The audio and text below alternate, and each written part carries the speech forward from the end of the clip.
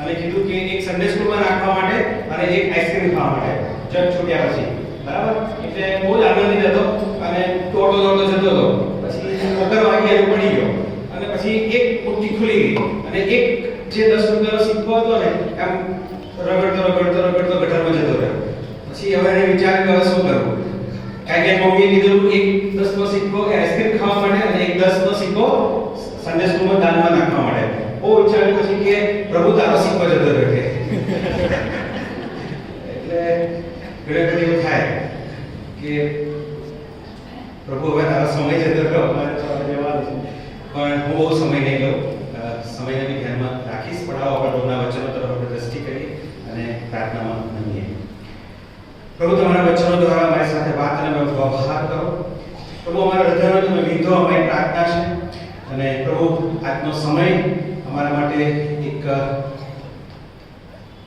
શ્રેષ્ઠ સમય હોય જીવનનો, સાથે નિર્ણય કરવાનો સમય હોય અમારી પ્રાર્થના છે. તમારા વચનો દ્વારા બોલનાર પાત્રને અને ત્યારબાદ દરેક સાંભળનાર પાત્રોની સાથે વાત અને વ્યવહાર કરો. તારનાર પ્રશંસા માંગીએ છીએ. આમીન.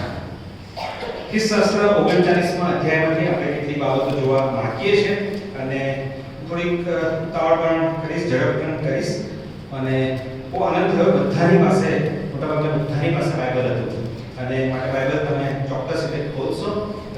ઉત્પત્તિ પુસ્તક તેનો 39મો અધ્યાય અને ત્યાં જે બનાવ લખવામાં આવે છે તે સન્ડે સ્કૂલના સમયથી આપણે તેને વાંચતા હોઈશું, તેના વિશે અભ્યાસ કરતા હોઈશું.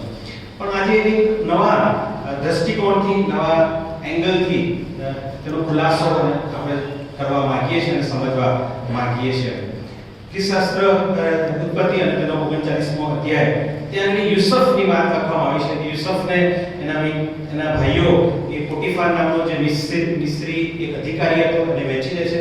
અને પછી આપણે જોઈએ છીએ કે પોટીફારના ઘરમાં બહુ જબરજસ્ત રીતે પ્રગતિ કરે છે અને પોટીફાર એને બધી જ જવાબદારી સોંપે છે.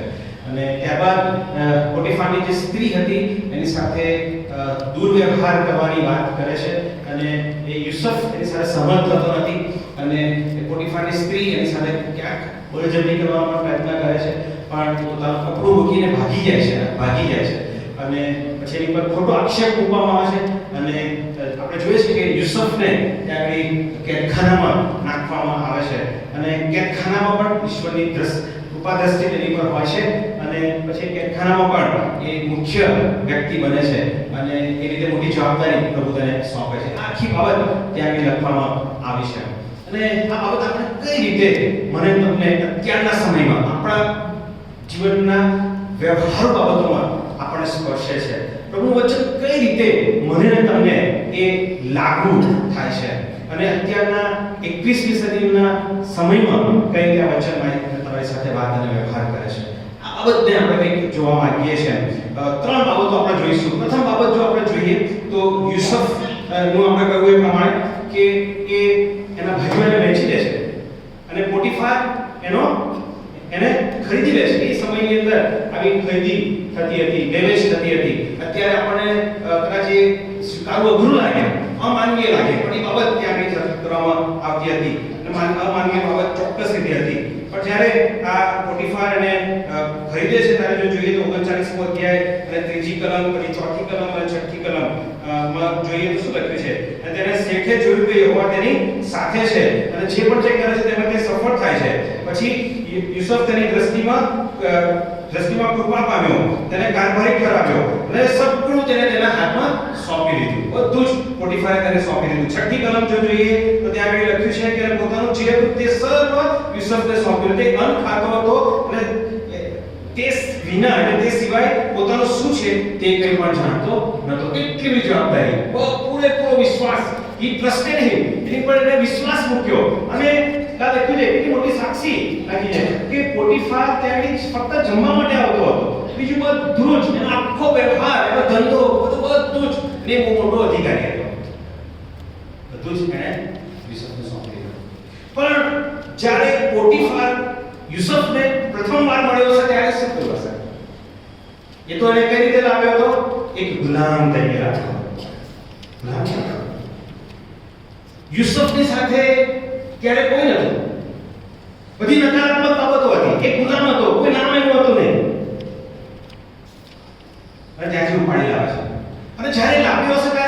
લાગણી હશે. જો ત્યાં આગળ 7મી કલમમાં 6ઠો અધ્યાય અને 6ઠી કલમ અને પાછળનો જે ભાગ લખ્યો છે ત્યાં આગળ લખ્યું છે કે સુંદર અને રૂપાળો હતો. અંગ્રેજીમાં લખ્યું છે કે he had a good physics, he had a good physically he was, એટલે કે શરીરે બહુ તાકાતવાર અથવા તો જેની પાસે કદાચ મસલ્સ હોય એવો વ્યક્તિ હતો. પોટીફાર જ્યારે એ ગુલામો લેવા ગયો હશે ત્યારે એને શું જોયું હશે? ત્યારે એ બધા ગુલામોને જોયા હશે, પછી એ એવા વ્યક્તિને પસંદ કર્યો હશે કે જે એને શારીરિક રીતે તંદુરસ્ત લાગે, જે એને ત્યાં આગળ શારીરિક રીતે કામ કરી શકે, એવા મજબૂત માણસને લઈ આવ્યો. યુસુફ વિશ્વાસુ નીકળશે, એને મદદરૂપ બનશે એવી તો કોઈ એને આશા નહોતી. એ તો એને બાહરી દેખાવ પરથી જ જોઈને લઈને આવ્યો. તાકાતવાળો છે, કામ લાગશે. ઘણી વખત એ મજૂરોનું બજાર થાય છે. મને ત્યાં જવાનું બહુ ગમતું હોતું નથી, કારણ કે ઘણી વખત એ જે વ્યવહાર કરવામાં આવે છે બહુ યોગ્ય વ્યવહાર હોતો નથી વ્યક્તિઓની સાથે. પણ આપણે જતા હોય છે ત્યાંથી ઘણી વખત આપણે આપણા ઘર માટે અથવા તો કામ માટે એ મજૂર આપણે લઈને આવતા હોય છે. તો ત્યારે આપણે લોકો શું જોઈએ કે એક એવા વ્યક્તિને પસંદ કરીએ કે જે આપણે કદાચ યોગ્ય લાગે કે કામ કરી શકશે. અને એવી જ રીતે આ પોટીફાર પણ ત્યાં લઈને આવે છે. એની સાથે ઘણી નકારાત્મક બાબતો કદાચ જોડાયેલી હશે. એનો ભૂતકાળ પોટીફાર જાણતો નહોતો. એની પર ઘણો બધો અવિશ્વાસ પણ હોઈ શકે છે. એને ઘરનું બહારનું કામ જ આપ્યું હશે, ઘરમાં એટલે નહીં મારવા દીધી હોય. આ બધા વચ્ચે હવે એ ધીરે ધીરે યુસુફને જોવે છે.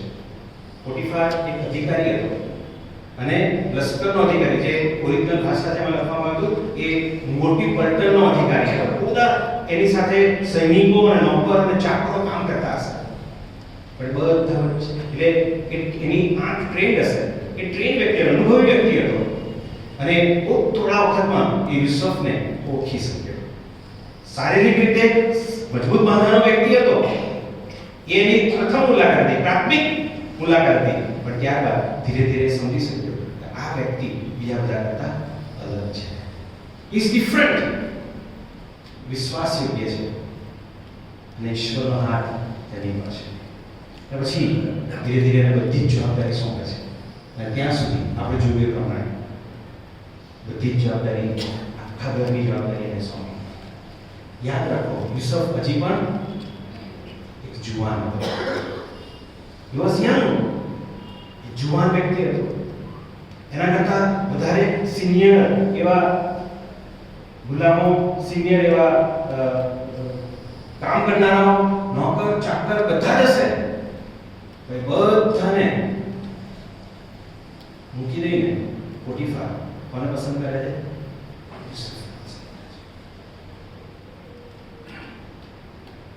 અને એટલા માટે યુસુફમાં તેણે જોયું આ વ્યક્તિના જીવનમાં એક મૂલ્યો છે. આ વ્યક્તિ એ સિદ્ધાંત આધારિત જીવન જીવે છે, એ મૂલ્ય આધારિત જીવન જીવે છે. His life was based on principles. ઈશ્વર સાથેનો એનો સંબંધ એને એક અલગ વ્યક્તિ બનાવે છે. માટે આ તો આપણો થીમ છે, principal based life, value based life. મૂલ્યો આધારિત જીવન, સિદ્ધાંત આધારિત જીવન. અને યુસુફની એ પહેલી બાબત યાદ રાખીએ. અને જ્યારે એની પર આક્ષેપ થાય છે, જીવનમાં આગળ વધતા આપણે જોઈએ છે કે યુસુફના જીવનમાં મુશ્કેલ સંજોગો આવે છે કે પોટીફારની સ્ત્રી એની પર આક્ષેપ મૂકે છે. અને આક્ષેપ મૂકવાના કારણે હવે એને ક્યાં રાખવામાં આવે છે? જેલમાં રાખવામાં આવે છે. પણ ત્યાં શું લખવામાં આવે છે? એ જેલમાં જાય છે ત્યારે પણ શું થાય છે?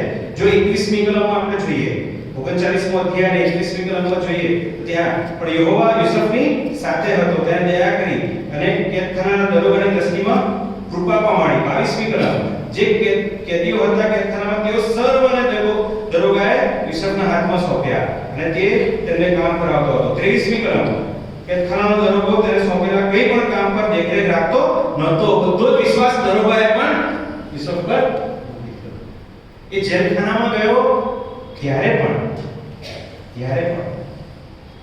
ઈશ્વરે એની પર કૃપા નથી કરી. પણ ત્યાંનો જે ઇન્ચાર્જ હતો, જેલર હતો, દરોગો હતો, મેઇન ઓફિસર હતો, એણે જોયું કે આ વ્યક્તિ અલગ છે. હવે ફરીથી આપણે યાદ કરીએ કે જ્યારે યુસુફને કેદખાનામાં નાખવામાં આવ્યો ત્યારે પણ એ ઘણી બધી એનો જે ભૂતકાળ લઈને આવ્યો હતો, ઘણી નકારાત્મક બાબતો કદાચ એ દરોગાએ યુસુફ વિશે સાંભળી હશે. એટલે કેદી બનીને ગયો હતો, જેની પર આક્ષેપ મૂકવામાં આવ્યો હતો, કોઈ ગુનો જેને આચર્યો હતો એવા વ્યક્તિ તરીકે એને પકડવામાં આવ્યો હતો. કદાચ એને કહેવામાં આવ્યું કે બળાત્કારી છે, કદાચ કેરેક્ટરનો ખોટો માણસ છે, એ તો દગાખોર માણસ છે, એના માલિકે એની પર બધો જ ભરોસો કર્યો, બધું જ આપી દીધું, અને દગો કરેલો. આ બધું જ વસ્તુ કદાચ એ જેલરે ઓફિસરે દરોગાએ સાંભળ્યું હશે. એ નકારાત્મક બાબતો એણે યુસુફ વિશે સાંભળી હશે. પછી ધીરે ધીરે યુસુફને જોતો હશે અને ફરીથી એ સમજી શક્યો કે એણે જે યુસુફ વિશે સાંભળ્યું, એના મનમાં જે છાપ ઊભી થઈ હતી, એ કરતા તો આ માણસ અલગ છે. આ માણસ યુસુફ ફરીથી યાદ રાખે, યુસુફ જુવાન વ્યક્તિ હતો. જોયું કે આ જુવાન એક અલગ છે. His based in life is based on principles. His life is based on principles and values. એનું જીવન એ મૂલ્યો અને સિદ્ધાંત આધારિત છે. અને સમજવામાં વાર ન લાગી. અને ફરીથી આપણે જોઈએ છે શું લખ્યું છે, બાઇબલ શું કહે છે કે એને બધા જ કેદીઓ પર એ વિશ્વાસ મૂક્યો, બધું જ એને સોંપી દીધું. ફરીથી એ વિશ્વાસ સંપાદન કરે છે. કેમ? કારણ કે ઈશ્વરની કૃપા દ્રષ્ટિ તેની પર હતી, ઈશ્વર સાથેનો એનો અંગત સંબંધ હતો, અને એ એના જીવનમાં દરેક વ્યક્તિ જોઈ શકે. ભલા મિત્રો, આ ફરક છે. ગમે તેની નકારાત્મક બાબતો એના જીવનમાં હતી, આવી હતી, એ બધા જ નથી. એ પોતાના સિદ્ધાંતોને, ઈશ્વર સાથેનો જે સંબંધ હતો, એ સંબંધને એ ઓળખી રહ્યો. એ ગોડ ફિયરિંગ લાઈફ કહેવાય છે. ઈશ્વર પરાયણ જીવન, પણ ગોડ ફિયર, ઈશ્વરનો ભય રાખીને એણે જીવન જીવ્યું. ગમે તે સંજોગો આવે, ઇવન એના ભાઈ પણ એને ખોટી રીતે આક્ષેપ મૂકીને એની સામે એની સાથે દુર્વ્યવહાર કર્યો, એણે કદી પણ ઈશ્વર સાથે સંબંધમાં સમાધાન કર્યું. એના મૂલ્યો સાથે, એના સિદ્ધાંતો સાથે એણે ક્યારે પણ સમાધાન કર્યું નહીં. બીજી બાબત ના જીવનમાંથી આપણે જોઈ શકીએ, આ પહેલી બાબત છે, પ્રિન્સિપલ બેઝ લાઈફ, વેલ્યુ, મૂલ્યો આધારિત જીવન. બીજી બાબત જો જોઈએ, 7મી કલમ અને 10મી કલમમાં લખવામાં આવ્યું છે. અને 7મી કલમમાં શું લખ્યું છે કે એના ધણીની સ્ત્રીએ તેની પર ક્રૂરદૃષ્ટિ કરી, તેને કહ્યું તું મારી સાથે શું. 10મી કલમમાં લખ્યું છે કે યુસુફને રોજ એમ કહેતી હતી, પણ તેના વિશે તેણે માન્યું નહીં. એક વખત એને ઓફર નથી મૂકી. શું લખ્યું છે? રોજ ડેલી. અને દરેક વખતે જેટલી વખત પરીક્ષાઓ આવે, યુસુફે એ પરીક્ષાઓ ઉપર વિજય પ્રાપ્ત કર્યો. આ પરીક્ષામાં બહુ જબરદસ્ત છે. પહેલી વખત આવે ત્યારે કદાચ ના પડી દઈએ, બીજી વખત, ત્રીજી વખત, ચોથી વખત એનું એ જ, અને ઘણી વખત સમાધાન કરી દેવાનું હોતું છે. પણ યુસુફ ક્યારે પણ એના સિદ્ધાંતો અને મૂલ્યો સાથે સમાધાન કરવાનું અહીં લખ્યું નથી, પણ કદાચ એને ઘણી બધી લાલચો આપી હશે. એણે એમ પણ કીધું હશે કોઈને ખબર નહીં પડે, કોઈને જ ખબર, આપણા બંને વચ્ચે હશે. ઘણી બધી વાતો કરી હશે. મેં બહુ લોભામણું હતું, હવે એની પાસે બધું જ હતું, કોઈને કશી જ ખબર પડવાની નથી. એ જાણતો હતો કોઈને ખબર પડે કે ના પડે, મારા પ્રભુને તો ખબર હશે. ને એ પ્રભુના સાથેનો જે સંબંધ હતો, જે એના મૂલ્યોનો આધાર હતો, એની સાથે એને સમાધાન કર્યું. ચોક્કસ રીતે જ્યારે આપણે અને પ્રભુ સાથે સંબંધમાં જોડાઈએ છીએ, એ સહન કરવાની પણ વાત આવે છે પ્રભુના નામે, પણ એમાં પડતો નથી. 11મી કલમ બીજો જે ભાગ છે તમે જુઓ તો શું લખ્યું છે? અને જ્યારે તે ઘરમાં તે સમયે યુસુફ કામ કરવાના ગયા, તેના ઘરમાં કોઈ માણસ હતો નહીં. તેને વસ્ત્ર પકડ્યું, 12મી કલમ, અને તેના હાથમાં મૂકીને લઈને તે શું લખે છે? તે નાઠો. અંગ્રેજીમાં લખી છે રેન અવે, નાઠો, ભાગી ગયો, દોડી ગયો. હું તમને કહું કે તમે એક જાણે કે કોઈ મૂવી નું ડાયરેક્શન કરતા હોય, અને કોઈ મૂવી ડાયરેક્શન કરતા હોય, અને તમને ડાયરેક્શન માટે આ સીન આપવામાં આવે, તમે એ વિચાર કરો, વિઝ્યુઅલાઇઝ કરો કે યુસુફને માટે તમે આ સીન લેશો તો કેવી રીતે લેશો, કેવી રીતે દોડાવશો? નાખો, ભાગ્યો. કદાચ આપણી પાસે કોઈ કૂતરું પડે, અથવા તો કોઈ મોટો ભેંસ અથવા તો મોટો બળદ પાછળ પડે, આખો પડે, ને આપણે કેવા ભાગીએ? મને ખબર નથી તમને એવો અનુભવ થયો છે કે નહીં. ના થાય એવી આશા. એ ભાગ્યો, પોતાનો જીવ બચાવીને. કહેવાનો મતલબ છે પોતાનો જીવ બચાવી, પરીક્ષણ ન પડે માટે એ જીવ બચાવીને ભાગે. અને મિત્રો, પરીક્ષણ તો ચોક્કસ આવશે છે. અહીંયાથી બેઠેલું કોઈ એવું નથી કે જે પરીક્ષાનો સામનો ન કરતું. યુસુફ પોતાના મૂલ્યો અને પોતાના સિદ્ધાંતો, ઈશ્વર સાથેનો સંબંધને વળગી રહ્યો અને પરીક્ષણથી નાખો. એ જ કૃપા ઈશ્વર મને તમને આપે, એવી આશી આપણી પ્રાર્થના આપણો નિર્ણય હોઈ શકે. ભાગીએ, જીવ બચાવીને પરીક્ષણથી ભાગીએ. એ બાબત, ત્રીજી બાબત મને તમને લઈને આવે છે. પહેલી બાબત, એનું જીવન એ મૂલ્ય આધારિત હતું. બધી જ નકારાત્મક બાબતો વચ્ચે પણ એના મૂલ્યોને કારણે એ આગળ વધતો ગયો. બીજી બાબત, પરીક્ષામાં એ જીવ બચાવીને ભાગે છે. અને ત્રીજી બાબત મને તમને લઈને આવે છે. અને બીજું જોઈએ તો 41મો અધ્યાય અને 41મી કલમ શું લખ્યું છે? 41 આપણે જોઈએ છે. પછી એ ફારૂન રાજાની પાસે જાય છે, અને પછી ફારૂન રાજા તેના માટે શું કરે? અને ફારૂને યુસુફને કહ્યું, જો મેં તને આખા મિસ્ર દેશનો ઉપરી ઠરાવ્યો છે. Praise the lord. Amen, amen. એ યુસુફ એ કેદખાનામાંથી સીધો ફારૂન, એટલે કે, અને આ ફારૂન જે રાજાઓ હતા, મિસ્રના રાજાઓ, મિસ્ર બહુ પાવરફુલ રાજ્ય હતું એ જમાનામાં. It was super powers. વર્ષો સુધી, સદીઓ સુધી ઇટ વોઝ સુપર પાવર. એમાં રાજા પછીનો સૌથી અગત્યનો માણસ હતો. કેદખાનામાં પણ સૌથી અગત્યનો માણસ હતો. પોટીફારને ત્યાં પણ સૌથી અગત્યનો માણસ હતો. આ બધી જ ઊંચાઈને જ્યારે પ્રાપ્ત કરે છે, ત્યારે લઘુમતીમાં હતો કે બહુમતીમાં હતો? લઘુમતીમાં હતો કે બહુમતીમાં હતો? બોલો યાર, ઠોકાઈને. લઘુમતીમાં હતો કે બહુમતીમાં હતો? શું લાગે છે? લઘુમતીમાં હતો. કેટલો હતો? કેટલી લઘુમતીમાં હતો? એકલો જ હતો.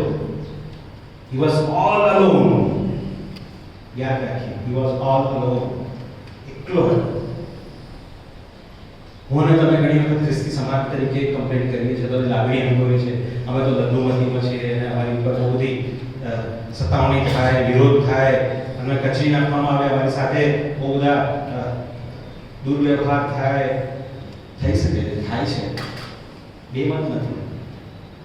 યુસુફ જેથી લઘુમતીમાં તો આપણે નથી છીએ. બધા એ સામે ઉભો રહ્યો. ક્યાં?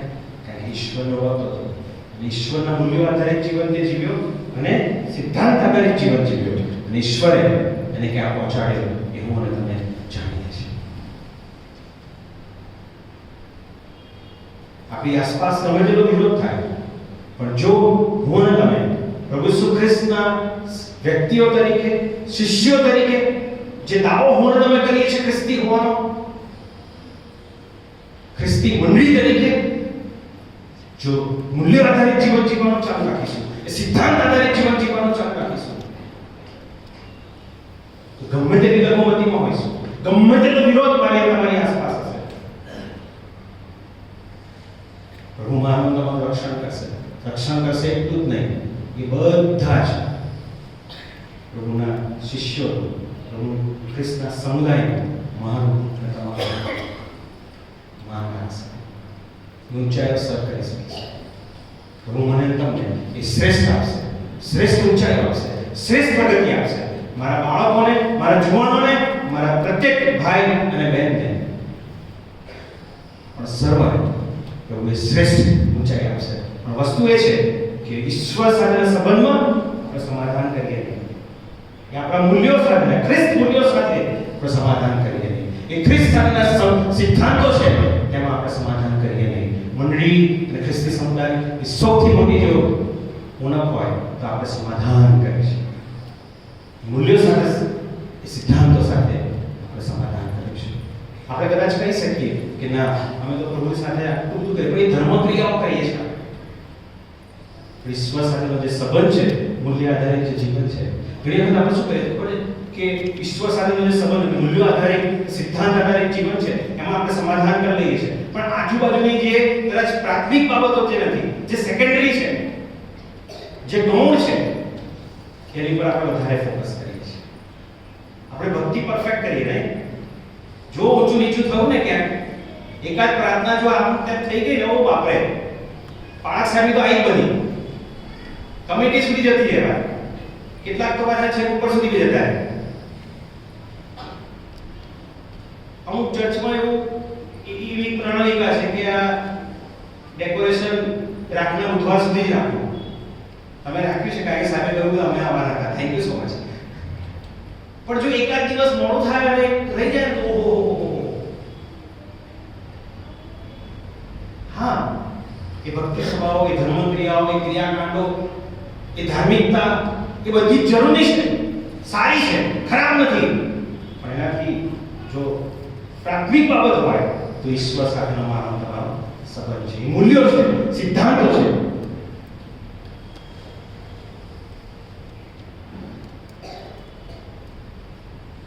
સંઘની વાતો કરીએ છીએ, મારે નામ નહીં દેવાય.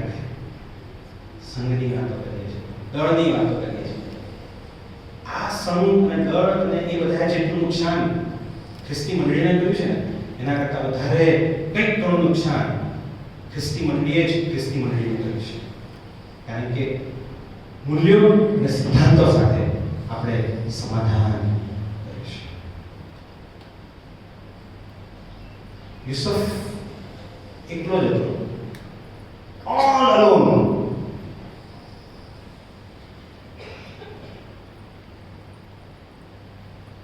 દરેક સંજોગોમાં, નકારાત્મક સંજોગોમાં વિચાર કરો, રાજા ફારૂન આટલી મોટી જવાબદારી ગુનાહિત બેકગ્રાઉન્ડ ધરાવતા વ્યક્તિને સોંપવા જઈ રહ્યો છે, પણ જાણી શક્યો હતો આ વ્યક્તિ અલગ છે.